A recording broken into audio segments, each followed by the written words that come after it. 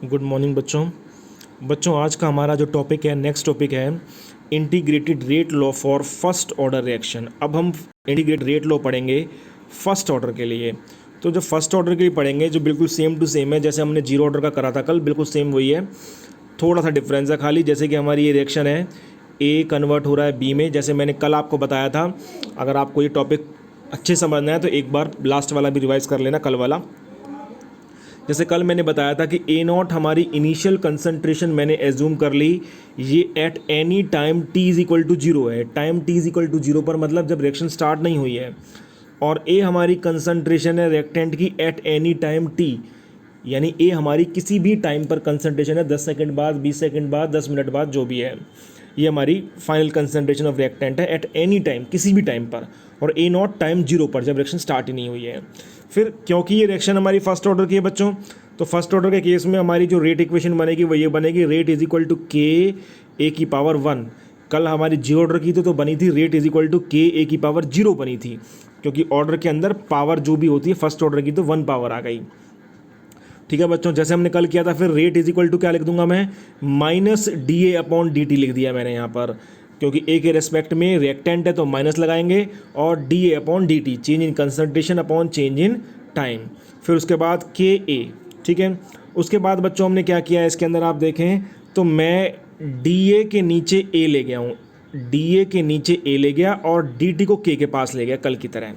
तो यहाँ से हम देख सकते हैं हमारा बन जाएगा माइनस डी ए अपॉन ए आ गया यहाँ पर, और डी टी क्योंकि यहाँ चला गया है हमारा, यहाँ आ गया है, तो इसलिए ये बन गया के डी टी।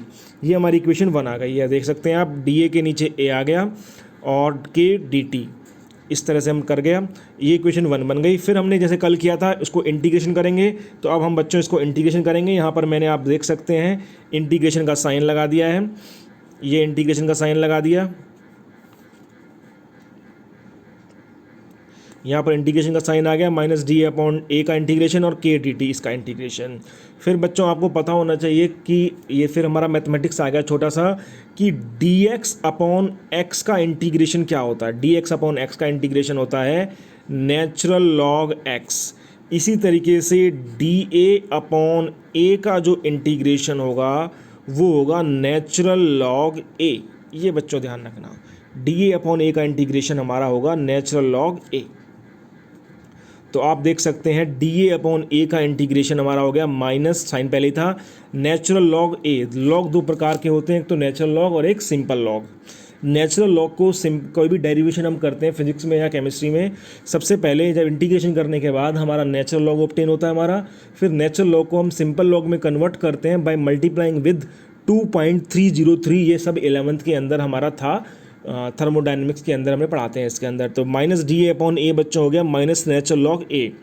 उसके बाद ये मैथमेटिक्स में पढ़ा होगा आपने इंटीग्रेशन थोड़ा सा। उसके बाद के बच्चों कांस्टेंट है, डी टी का इंटीग्रेशन टी। और फिर आपको बताया था मैंने कल भी कि जब भी इंटीग्रेशन करते हैं तो एक नया कांस्टेंट आता है, उसको सी लिख दो या आई लिख दो, तो ये आई लिख दिया मैंने, इंटीग्रेटिंग कांस्टेंट। ठीक है बच्चों, डी ए का इंटीग्रेशन ए आ गया, के कांस्टेंट, डी टी का इंटीग्रेशन टी प्लस में आई आ गया। फिर जैसे हमने कल आई की वैल्यू निकाली थी, सेम टू सेम आई की वैल्यू आज भी निकालेंगे। कैसे निकालेंगे?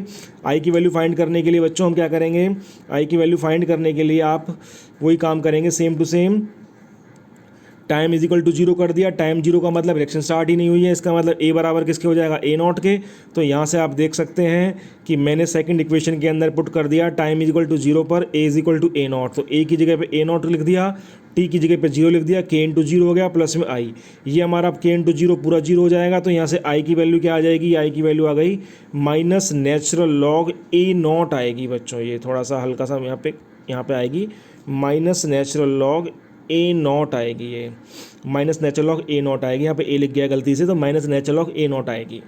उसके बाद बच्चों ये जो आई की वैल्यू आई है minus natural log A not, इसको मैं पुट कर दूंगा, कहाँ पुट कर दूंगा, इक्वेशन 2 में, जैसे हमने कल किया था। तो put equation value of I in equation number 2। तो जब मैंने पुट कर दी तो आप देख सकते हैं इक्वेशन नंबर 2 क्या बन जाएगी, यहाँ पे माइनस नेचुरल लॉग ए पहले की तरह वैसे क्या वैसा है, के टी पहले की तरह वैसे क्या वैसा है, लेकिन आई की जगह पे क्या पुट कर दिया मैंने, आई की जगह पुट कर दिया मैंने minus natural log A not put कर दिया बच्चों, आप देख सकते हैं। ठीक है, उसके बाद हम क्या करेंगे, कल की तरह बिल्कुल सेम टू सेम वही डेरिवेशन चल रहा है, थोड़ा सा डिफरेंस आया है बस। उसके बाद हम क्या करेंगे, इस माइनस वाली टर्म को यहाँ ले जाऊँगा तो प्लस हो जाएगा, natural log A naught minus natural log A is equal to K T हो गया। फिर बच्चों natural log A naught minus natural log A is equal to K T हो गया। अब बच्चों आपको पता होना चाहिए कि log A minus log B, ये लॉग ए हो गया, ये लॉग बी हो गया, ये बराबर होता है लॉग ए अपॉन बी के। आप देख सकते हैं ये रहा, ये मैंने शो किया हुआ है, log A minus log B बराबर होता है लॉग ए अपॉन बी के। इसका मतलब यहाँ से natural log A naught minus natural log A, दोनों माइनस हो रहे हैं तो डिवीज़न में आ जाएंगे, तो ये हो जाएगा natural log A naught upon A. Natural log A naught upon इसलिए लिखा क्योंकि log A minus log B log A upon B के होता है। फिर बच्चों यहाँ पर के टी बिल्कुल सेम टू सेम वैसे ही है, ठीक है, यहाँ तक आपको समझ में आ गया होगा। उसके बाद बच्चों ये नेचुरल लॉग है, मैंने अभी आपको बताया कि शुरुआत डेरिवेशन की नेचुरल लॉग से होती है, लास्ट में हम कन्वर्ट कर देते हैं उसको सिंपल लॉग में। तो नेचुरल लॉग को सिंपल लॉग में कन्वर्ट करने के लिए आप मल्टीप्लाई करते हैं 2.303 से। तो ये जो इक्वेशन थी ऊपर वाली पूरी की पूरी, हमने इसके आगे 2.303 और लिख दिया, और ये जो नेचुरल लॉग था एल एन वो कन्वर्ट हो गया लॉग में L O G, simple log में कन्वर्ट हो गया, ठीक है। तो ये 2.303 और एल एन की जगह लिख दिया मैंने log, L N natural log था और L O G simple log है, A naught upon A is equal to K T. अब मैं इस टी को बच्चों यहाँ ले जाऊँगा, मल्टीप्लाई वाला डिवीजन में आ जाएगा, तो यहाँ से के बराबर आ जाएगा 2.303 अपॉन में टी, ये टी नीचे आ गया, log A naught upon A. ये मेरा फाइनल डेरिवेशन आ गया फर्स्ट ऑर्डर का। वेरी इंपॉर्टेंट टॉपिक, हर साल एग्ज़ाम में ज़रूर आता है, एक सेट के अंदर आपको इसका डेरिवेशन ज़रूर मिलेगा फर्स्ट ऑर्डर का, और एक बाकी सेट्स के अंदर आपको इसके अंदर न्यूमेरिकल मिलेगा इसका आपको ज़रूर, किसी में न्यूमेरिकल किसी में डेरिवेशन, कंफर्म है ये। तो k is equal to 2.303 upon T log A naught upon A, ये हमारा फर्स्ट ऑर्डर का डेरिवेशन आ गया बच्चों। ये अब आप देख सकते हैं ये हमारी इक्वेशन आ गई, k is equal to 2.303 upon T log A naught upon A, जहाँ पर ए नॉट क्या होता है, इनिशियल कंसंट्रेशन ऑफ रिएक्टेंट, और A final concentration of reactant, दोनों ही रिएक्टेंट की कंसंट्रेशन है, ए नॉट भी और A B, A naught initial है और ए फाइनल है, और टी हमारा टाइम है। अब बच्चों हम जैसे कल हमने हाफ लाइफ पीरियड निकाला था, फिर से हाफ लाइफ पीरियड निकालेंगे। आपको पता है हाफ लाइफ पीरियड क्या होता है, the time during which final concentration of the reactant becomes half of the initial concentration, और इसके अंदर हम टी को रिप्रेजेंट करते हैं टी हाफ से, ओनली रिप्रेजेंट करते हैं, लेकिन फाइनल कंसंट्रेशन मतलब ए वो इनिशियल की हाफ हो जाती है, मतलब ए बराबर हो जाता है ए नॉट बाई 2 के। तो आप इस इक्वेशन के अंदर k इज इक्वल टू 2.303 और टी की जगह रख दिया मैंने T half, k is equal to 2.303, T की जगह रख दिया मैंने टी हाफ रख दिया, ए नॉट की ए नॉट वैसे के वैसे रहा, और ए बराबर हो गया ए नॉट बाई 2 के। फाइनल कंसंट्रेशन इनिशियल की हाफ हो गई, यहाँ से बच्चों ए नॉट से ए नॉट कैंसिल हो जाएगा, लॉग ये 2 ऊपर आ जाएगा, तो ये बन गई equation k is equal to 2.303 upon T half log 2। Log 2 की वैल्यू आपको हमेशा याद होनी चाहिए, लॉग 2 की वैल्यू होती है 0.3010, लॉग 2 की वैल्यू पुट कर दी हमने 0.3010, तो यहाँ से k इज इक्वल टू दोनों को मल्टीप्लाई करा 2.303 इंटू में 0.3010, दोनों को मल्टीप्लाई करने के बाद हमारा आ गया 0.6931 अपॉन में टी हाफ, और यहाँ से अगर मैं टी हाफ को यहाँ ले जाऊँ बच्चों तो T half is equal to हो जाएगा 0.6931 अपॉन में के।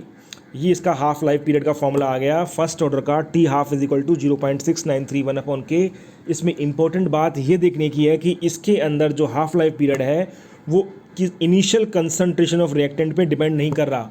आप देख सकते हैं इस फॉर्मूले के अंदर ए नॉट कहीं पर भी नहीं है, जबकि जीरो ऑर्डर का अंदर हमारा जो फॉर्मूला आया था वो आया था T half is equal to A naught upon 2 K, उसके अंदर half life period initial concentration के डायरेक्टली प्रोपोर्शनल था, और फर्स्ट ऑर्डर के अंदर half life period initial concentration के इंडिपेंडेंट होता है, उस पर डिपेंड ही नहीं करता। ये बहुत इंपॉर्टेंट बात है, ठीक है बच्चों। उसके बाद हमने कल इसका ग्राफिकल रिप्रेजेंटेशन दिखाया था आपको जीरो ऑर्डर का, सेम टू सेम हमारा फर्स्ट ऑर्डर का ग्राफिकल रिप्रेजेंटेशन है। डिफरेंस कहाँ आएगा, नेचुरल, उसमें तो ए और टी के बीच में ग्राफ बना था, इसमें बनेगा ग्राफ नेचुरल लॉग और टी के बीच में, बिल्कुल सेम टू सेम वही मैकेनिज्म है, वही y is equal to mx plus C आप देख सकते हैं। जैसे कि यहाँ से हमने यहाँ से उठाएंगे, अगर ये समझाने के लिए, अगर आप समझने के लिए देखना चाहते हैं तो इस इक्वेशन से हमारा आ जाएगा y is equal to M X plus सी।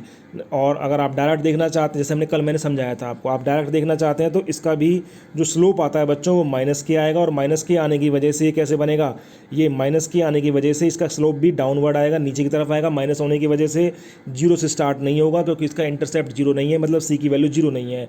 तो फ़र्क क्या हुआ जीरो ऑर्डर और फर्स्ट ऑर्डर के कर्व में, उसमें तो ए और टी के बीच में था और इसमें नेचुरल लॉग ए और टी के बीच में, बस इतना सा डिफरेंस है। उसका स्लोप भी माइनस के आया था, इसका स्लोप भी माइनस